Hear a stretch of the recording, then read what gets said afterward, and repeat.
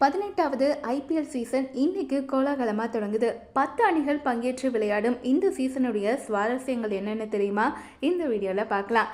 Rajat Patidar Bangalore, Ryan பராக் ராஜஸ்தான், அக்சர் படேல் டெல்லி, அஜிங்கயா ரஹானே கொல்கத்தா, ரிஷப் பந்த் லக்னோ, ஸ்ரேயஸ் ஐயர் பஞ்சாப், சூரியகுமார் யாதவ் மும்பை அப்படின்னு சொல்லிட்டு இந்த சீசனில் 7 புதிய கேப்டன்கள் களமிறங்கிறது தான் ஃபர்ஸ்ட் ஹைலைட்.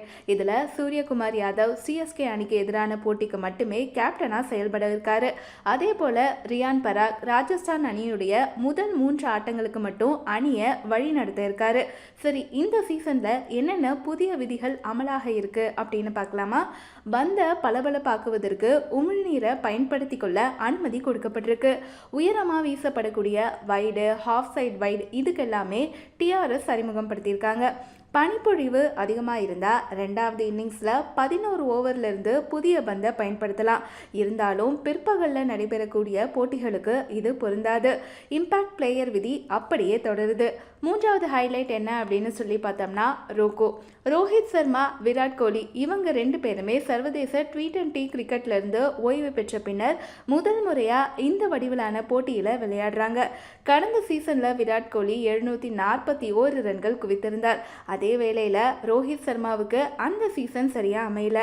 ஆனால் இந்த முறை மும்பை இந்தியன்ஸ் அணிக்காக தன்னுடைய மேஜிக்கை மறுபடியும் கண்டுபிடிக்க ரோஹித் சர்மா கண்டிப்பாக முயற்சி செய்வார். அடுத்தது நம்ம தல தோனி.